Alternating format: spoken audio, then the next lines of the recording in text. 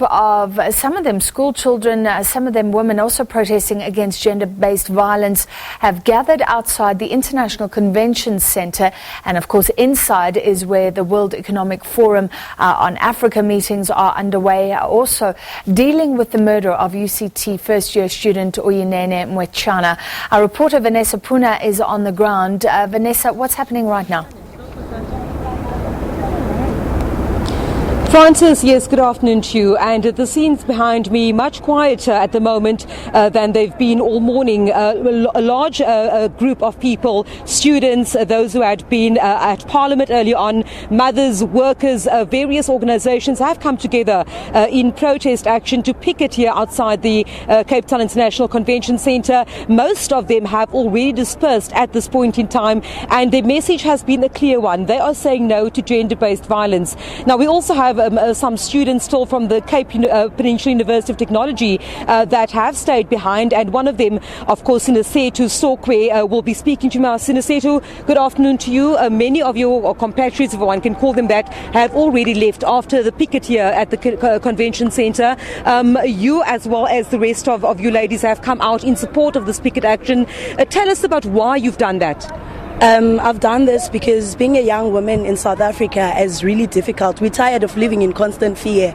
We're tired of fearing men on the streets. We're tired of not knowing what to wear or where to be safe. We're just tired. We did this for our sisters back home. We're doing this for rape survivors, for people who can't speak out because they're scared that they're going to be judged by the society as a whole. We did this for each and everyone out there who cannot talk, who could not come to the march. We did it for our sisters. Just now we heard the large group here calling, saying that they want the president to address them. What is it that you would like to say to President Cyril Ramaphosa if you had the opportunity to speak to him face to face? I would like to demand him to come to the people, to come to the ground, to come and address us as the people that voted for him and tell us how can we be sure of our safety, because we're not. With the masses of police and even the soldiers, we're not safe. I would like to ask him what are the policies that he's putting in place to make sure that rapists don't come back. What is the way forward? We need him to be more active with the youth people.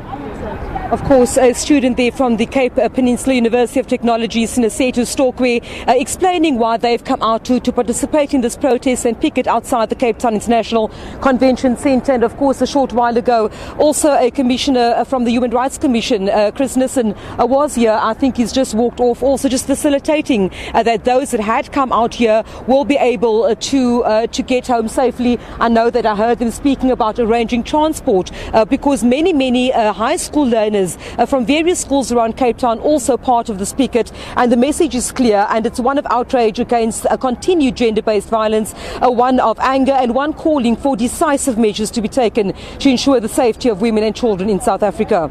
Vanessa, I haven't seen any scenes like this during our crossings, but on Twitter, a well-known journalist, Feral Hafaji, has tweeted images of water cannons being used against some of these gender-based violence protesters. I think that may have been when they were on the N2 during the march, police wanting to clear the N2, but her opinion is that this could really blow up against police. Just tell us, what did you see in terms of police or any sort of authorities interacting with the protesters outside the ICC today? Yes, Francis, there was indeed and still is quite a large police contingent, not as many as there were earlier on.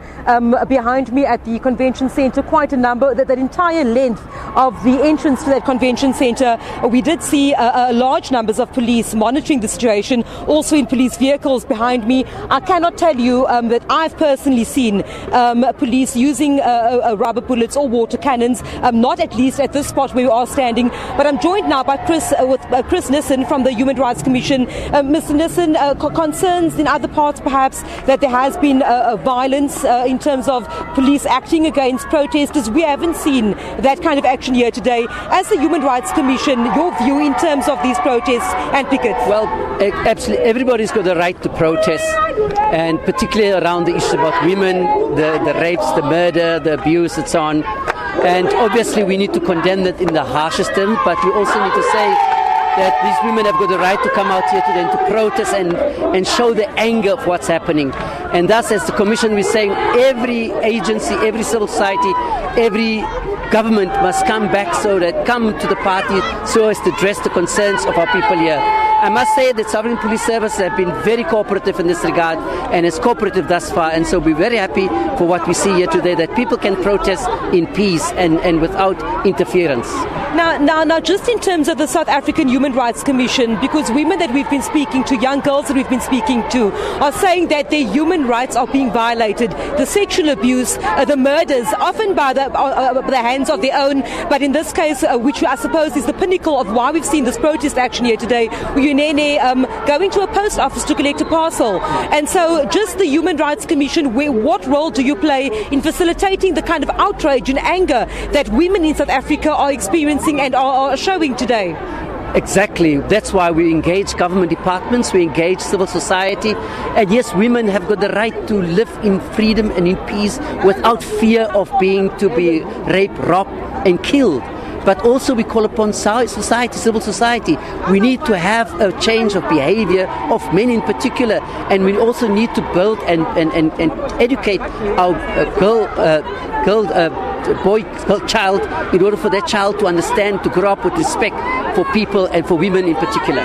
Thank you very much. Of course, Mr. Chris Nissen there from the South African Human Rights Commission. And as we spoke or started speaking, Francis, quite a number of picketers and protesters who had left a short while ago seem to be returning now to the precinct here at the Cape Town International Convention Centre.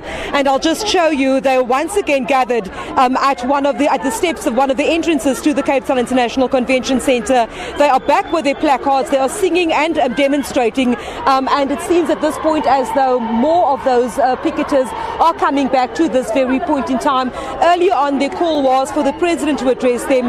They said that they do not want to be speaking to any other representatives, and of course the issue of gender-based violence top of mind as these it seems to be now continued picketing and protest action demonstrations taking place here outside the Cape Town International Convention Centre. All right, thank you very much, Vanessa Poonah, and she'll keep her eye on what's happening outside the World Economic Forum Africa meetings while the actual formal discussions are underway inside the International Convention Centre.